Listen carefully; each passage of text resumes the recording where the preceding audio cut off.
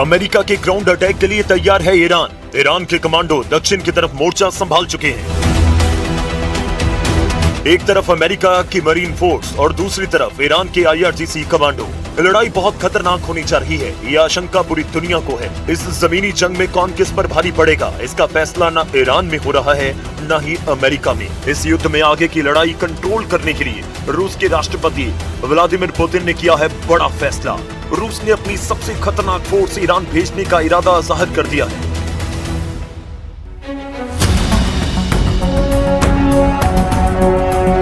Report है कि Putin ने अपनी स्पेशल फोर्स ईरान में उतारने का फैसला किया है। पुतिन के ऑर्डर पर कमांडर कादिरोव ने ईरान युद्ध में उतरने का इरादा पक्का कर लिया। कादिरोव ने कहा कि वो खुद इस जंग में उतरकर अमेरिका से लड़ने के लिए तैयार है। कादिरोव ने अपने चेचन लड़ाकों को ईरान के लिए लड़ने का ऑर्डर दिया है और अब ये खूंखार चेचन लड़ाके अमेरिका की ईंट से ईंट बजाने के लिए ईरान की जमीन पर पहुंच रहे हैं। ये रिपोर्ट ईरान के सरकारी मीडिया में छप रही है। ये रिपोर्ट अजरबैजान की मीडिया में हेडलाइन बन रही है। चेचन कमांडर रमजान कादिरोव ने कहा कि जरूरत पड़ी तो वो खुद ईरान जाएगा और अमेरिका से लड़ेगा। रमजान कादिरोव के कमांडर बोल रहे हैं कि वो अपनी जान की बाजी लगाकर ईरान के लिए लड़ेंगे, क्योंकि कमांडर कादिरोव ने कहा है कि ईरान पर हमला पूरे इस्लामिक वर्ल्ड को बांटने की साजिश का हिस्सा है।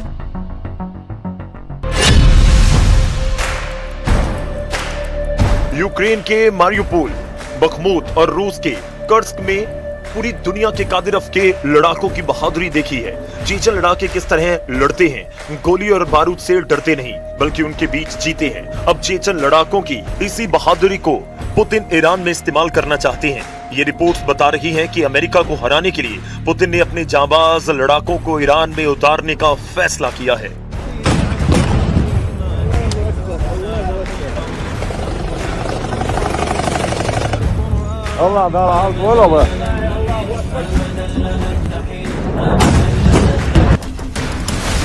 इस युद्ध में रूस की फोर्स के उतरने का मतलब है कि अब ये जंग अमेरिका बनाम ईरान नहीं रही। अब ये युद्ध अमेरिका कैंप बनाम रशियन कैंप बन चुका है, जिसमें एक तरफ अमेरिका और नेतन्याहू के साथ अरब देश हैं, यहां से लगातार ईरान पर हमले हो रहे हैं। वहीं दूसरी तरफ ईरान को बचाने के लिए तैयार है रूस, चीन और उत्तर कोरिया। यही वजह है कि इस जंग को अब तीसरे विश्व युद्ध की शुरुआत कहा जा रहा है, जहां वॉर जोन ईरान है और दोनों तरफ लड़ने वाली ताकत सुपर पावर मानी जा रही है। ईरान के खिलाफ ग्राउंड ऑपरेशन के लिए अमेरिका इसलिए मजबूर हो रहा है क्योंकि वो अब ईरान के मिसाइल अटैक को नहीं रोक पा रहा। ईरान की खुर्रम शहर और सेजिल मिसाइल किस तरह इजराइल पर हमला कर रही है, इसके वीडियो लगातार वायरल हो रहे हैं। ईरान लगातार अपनी मिसाइल पावर से इजराइल, अमेरिका और खाड़ी देशों को शॉक पर शॉक देता जा रहा है। ये इजराइल का आसमान है और यहाँ ईरान की बैलिस्टिक मिसाइल कैसे इजराइल की 2 इंटरसेप्टर को धोखा देती है। इस वीडियो ने नेतन्याहू को परेशान कर दिया क्योंकि उनकी पूरी ताकत ईरान के मिसाइलों को रोकने में जाया होती जा रही है। इजराइल के डिफेंस सिस्टम काम नहीं कर रहे हैं।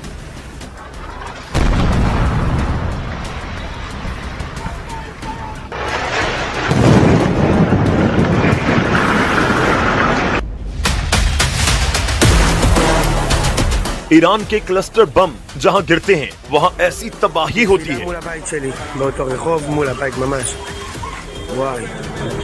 ऐसे हमलों के बाद की तबाही देखिए और इस दौरान बंकर में पनाह लिए हुए लोगों को देखिए। इजराइल में इस वक्त ईरान की मिसाइलों का बहुत ज्यादा खौफ है और इसकी वजह है वो एयर डिफेंस सिस्टम जो पूरी तरह से फेल हो चुके हैं। अब तक युद्ध में ईरान ने 1200 से ज्यादा बैलिस्टिक मिसाइल दागे हैं, 4000 से ज्यादा ड्रोन हमले किए हैं। ऐसे लगातार हमलों को रोकने के लिए इजराइल, अमेरिका और साथ ही अरब देशों ने पैट्रियट सिस्टम की 2500 इंटरसेप्टर मिसाइल दाग डाली है। ऐसा ही हाल बाकी एयर और मिसाइल डिफेंस सिस्टम का है। आयरन डोम जैसे मशहूर सिस्टम भी फेल साबित हुए और यही वजह है कि इजराइल में हालात बहुत ज्यादा दयनीय हो चुके हैं। वो ईरान की मिसाइल नहीं रोक पा रहे।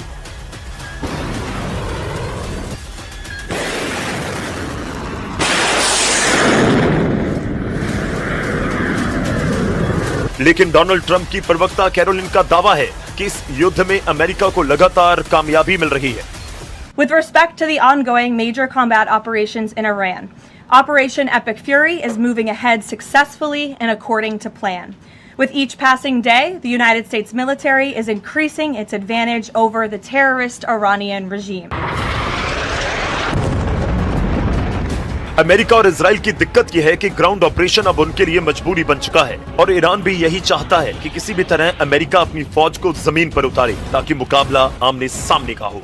अगर ईरान में ग्राउंड ऑपरेशन होता है तो उसमें अब पुतिन की फोर्स भी लड़ेगी, इस बात की गारंटी दी जा रही है और ऐसे युद्ध के लिए कमांडर रमजान कादिरव के लड़ाके तैयार हैं।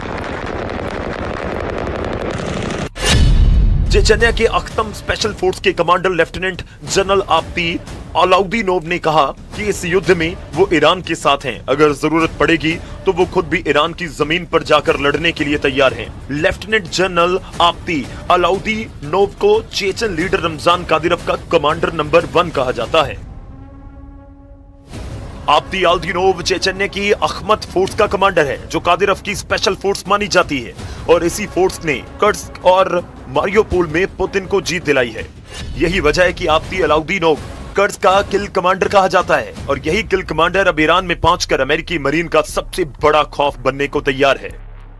चेचन्या की फौज कैसे लड़ती है, इसके वीडियो लोगों ने यूक्रेन में देखे हैं। पुतिन का सबसे भरोसेमंद कमांडर रमजान कादिरव और उसका एक एक लड़ाका अगर ईरान में उतरा तो जंग बहुत भीषण होगी, इस बात की गारंटी पुतिन कैंप से मिलने लगी है। लेकिन ट्रंप का मीडिया डिपार्टमेंट पूरी तरह इस युद्ध को अमेरिका के पक्ष में बता रहा है।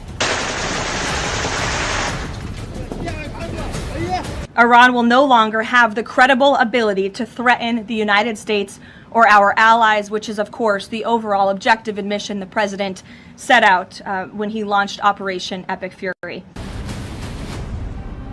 ट्रंप ईरान पर हमला करेंगे या खुद को बचाएंगे या फिर इजराइल के युद्ध में पूरी ताकत झोंक देंगे। जबकि नेतन्याहू ने साफ कर दिया है ईरान के खिलाफ ग्राउंड ऑपरेशन में इजराइल शामिल नहीं होगा और इसकी वजह है लेबनान का फ्रंट। एक तरफ ईरान पर हमला, दूसरी तरफ इजराइल पर अटैक। युद्ध में एक दूसरे को पूरी तरह खत्म करने के लिए एड़ी चोटी का जोर लगा रहे हैं ईरान और इजराइल। युद्ध कितना लंबा खिंचेगा ये तस्वीरें बता रही हैं। ईरान की पावर ग्रिड पर हमले के बाद इजराइल की बहुत ही खास रिफाइनरी टारगेट बनी है। यह है उत्तरी इजराइल का शहर हाइफा और यहाँ रिफाइनरी पर हुआ है हमला। तेल के भंडार धू धोकर जल रहे हैं, धुआं मीलों दूर से देखा जा सकता है। ये नेतन्याहू को बताने की कोशिश है कि ईरान पर हमला होगा या फिर लेबनान पर अटैक होगा तो इजराइल तक जवाब जरूर पहुंचेगा। ये हाइफा की मजान रिफाइनरी है जहां से इजराइल की जरूरत का 60% तेल तैयार किया जाता है।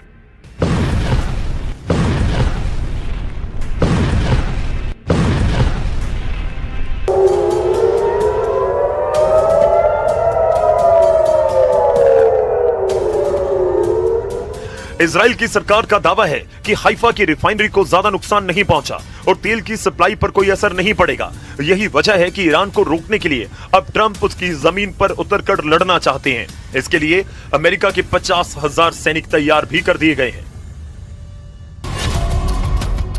ईरान की सेना ने कहा कि फारस की खाड़ी और हॉर्मुज के समुद्री गलियारे में अमेरिका की फौज पहुंची तो वो शार्क मछलियों का खाना बन जाएगी। ईरान की नौसेना ने कहा कि जिस तरह उसके जहाज को अमेरिका की पनडुब्बी ने श्रीलंका के पास डुबोया था, उसी तरह अमेरिका के जहाजों को ओमान की खाड़ी में डुबो देंगे। جمهور آمریکا ثابت کرده تنها زبانی که میشناسد زبان زور است.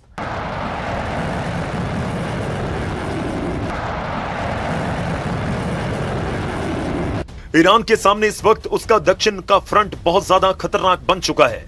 यहां अमेरिकी फौज का उतरना ऐसा ऑपरेशन होगा जिसमें खून दोनों तरफ से बहेगा। इस बात की गारंटी डोनाल्ड ट्रंप और ईरान दोनों तरफ से दी जा रही है। लेकिन ईरान की वार्निंग ऐसी है जिसे ट्रंप और उनके कमांडरों को बहुत ही गंभीरता से लेना होगा।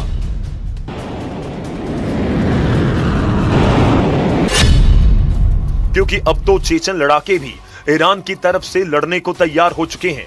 पुतिन अब खुद इस युद्ध को कंट्रोल करने के लिए उतर चुके हैं। इस युद्ध में तुर्की पर भी सबकी नजरें हैं और एर्दोआन ने अरब देशों से कहा है कि वो इस युद्ध में शामिल ना हो।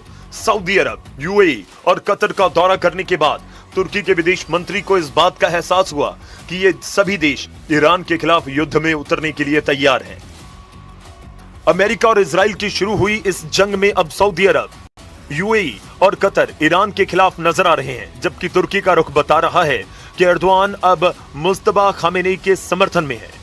वहीं नाटो में स्पेन ने भी अमेरिका को बड़ा झटका दिया। स्पेन ट्रंप के युद्ध के खिलाफ शुरुआत से है।